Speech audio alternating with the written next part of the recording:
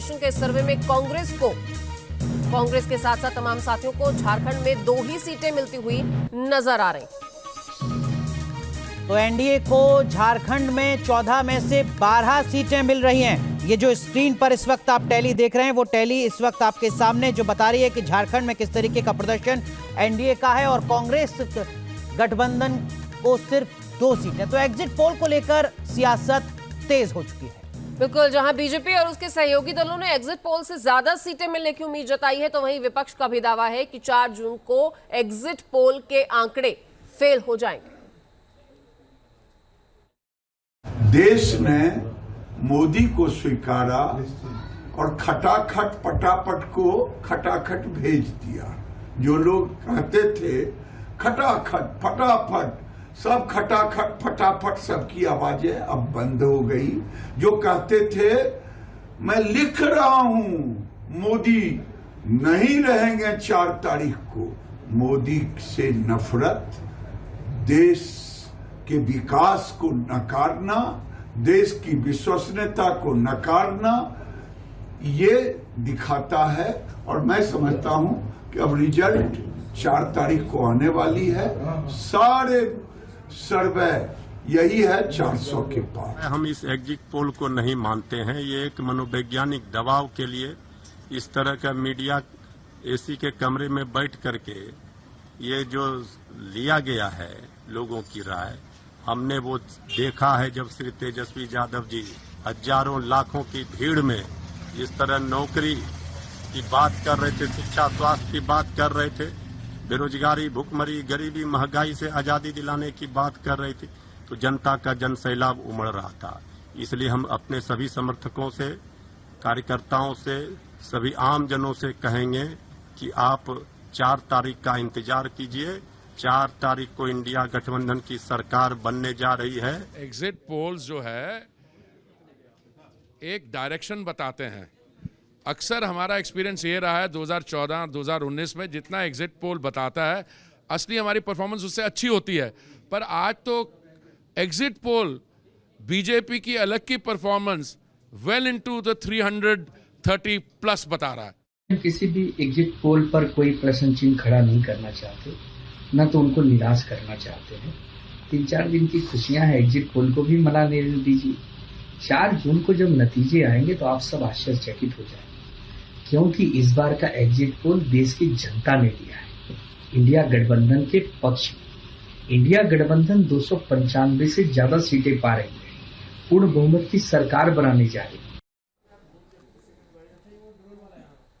एक बड़ा पैनल लगातार हमारे साथ बना हुआ है, इसी पर चर्चा कर रहे हैं। राहुल देव सर के पास मैं चलूंगी। सर, कितने दिन की खुशियां किसके खेमे में हैं? क्योंकि एक तरफ कहा जा रहा है कि 4 जून को ये खुशियां दुगनी होने वाली हैं, क्योंकि जो एक्सपेक्टेड रिजल्ट सामने आए हैं इस एग्जिट पोल के जरिए, उससे आंकड़ा बढ़ेगा। लेकिन दूसरी तरफ विपक्ष का कहना है कि एग्जिट पोल के आंकड़े फेल हो जाएंगे। तो इस पर क्या आपको लगता है कि जो उम्मीद बरकरार है कुछ उससे चमत्कार होगा?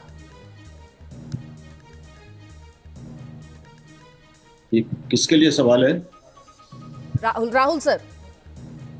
देखिए, यह हमें मालूम है कि ये एग्जिट पोल पहले भी इतिहास में आगे पीछे हुए हैं। उनका एक मिश्रित इतिहास रहा है। कई बार वो सही साबित हुए हैं, कई बार बिल्कुल गलत भी साबित हुए हैं। लेकिन जब सारे के सारे एग्जिट पोल लगभग एक स्वर से, कोई अपवाद मुझे उसमें दिखा नहीं, एक बड़ी जीत दिखा रहे हैं बीजेपी की और एनडीए की, तो ये मानना चाहिए कि परिणामों की दिशा यही रहेगी। सीटों में और वोट शेयर में थोड़ा ऊपर नीचे हो सकता है। तो अब इतना ही, कोई इसके बिल्कुल विपरीत परिणाम आ जाए तो ये मानना होगा कि एक चमत्कार है और सारे के सारे जितने पोस्टर्स हैं, हमारे एग्जिट पोल एजेंसियां हैं, वो सब और हम सब लोग, खासतौर पर एजेंसियां, बिल्कुल ही नाकाम सिद्ध हुई हैं। इसकी संभावना मुझे कम दिखती है। तो अब हमें ये देखना पड़ेगा कि ये दिशा जो दिख रही है, ये क्या, इनके संभावित कारण क्या हो सकते हैं। निश्चित रूप से असली विश्लेषण तो हम 4 के बाद ही कर पाएंगे, लेकिन दिशा दिख रही है और दिशा स्पष्ट है कि एनडीए की, मोदी जी की और बीजेपी की नीतियों को, उसके नेतृत्व को, उनके तमाम जो लाभार्थियों का एक बहुत बड़ा समूह रहा है, महिलाओं का एक बहुत बड़ा समूह है, जो मुझे लगता है उसने बहुत अपार समर्थन दिया है बीजेपी को। उसके अलावा जिस तरह का एक कैंपेन चला और मैं कहूंगा कि जिस देश का मन जैसे विभाजित हुआ है पिछले कई वर्षों में, वो भी इसमें हमें प्रतिबिंबित होता दिख रहा है। तो विकास भी है इसमें लाभार्थियों का एक अपना निजी अनुभव भी है कि जिनको फायदा हुआ है, उनको देश के बाहर छवि अच्छी हुई है, ये समझाने में बीजेपी कामयाब हुई है। और मोदी जी का अपना जो एक निजी नेतृत्व है, उनकी जो निजी छवि है, उसके बराबर कोई समकक्ष विकल्प नहीं दे पाया विपक्ष जी। उनके बराबर कोई खड़ा दिखा नहीं लोगों। बाकी लोगों में असंतोष भी था, लेकिन मोदी जी के बाद कौन, वो नहीं तो और कौन, ये जो सवाल था, ये मैं समझता हूँ इसने एक बहुत बड़ा काम किया है इन चुनावों में। एनके सर, कल एग्जिट पोल के बाद, न्यूज नेशन के सर्वे के बाद प्राइम मिनिस्टर नरेंद्र मोदी ने सोशल मीडिया पर पोस्ट किया, जिसमें उन्होंने भी माना कि ये सब कुछ सही होने जा रहा है। उन्होंने उसमें युवा शक्ति और नारी शक्ति का जिक्र किया था, जिस बात की ओर राहुल सर इशारा कर रहे हैं। आपको लगता है कि ये अपने आप में एक बड़ा फैक्टर है इस आंकड़े का?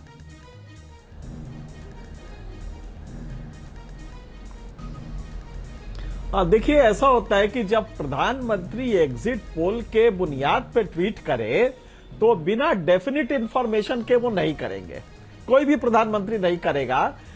उनका ये जो इंफॉर्मेशन होगा उनके अपने चैनल से और उनका अपना असेसमेंट होगा, क्योंकि अगर मान लीजिए कि जरा सा भी इस पे डाउट होता तो मोदी जी का ट्वीट नहीं आता। हो सकता है बाकी नेता कर दे, अभी आपने बाइट लिया तो बाइट में बहुत बीजेपी के नेता कर देंगे, लेकिन प्रधानमंत्री का जब ये ट्वीट आया तो इसका एक प्लस पॉइंट ये है कि अगर पीएम कह रहे हैं कि युवाओं ने दिया है, तो कल मान लीजिए ये उल्टा हो जाता है तो इसका ये माना जाएगा कि अच्छा युवाओं ने वोट नहीं दिया, मोदी जी गलत है।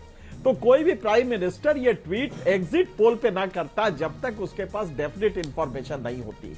लेकिन एक बात बिल्कुल सही है जो हमारे बाकी विपक्ष के लोग कह रहे हैं, देखिए ये सोशल साइंस है, ये फिजिकल साइंस नहीं है, ये फिजिक्स नहीं है, ये टेम्परेचर नापना नहीं है, लिहाजा इसमें हमारी गलतियां हो सकती हैं। लेकिन जब इतने लोग एक साथ कर रहे हैं तो प्रोबेबिलिटी, उसकी जो संभाव्यता होती है वो कम हो जाती है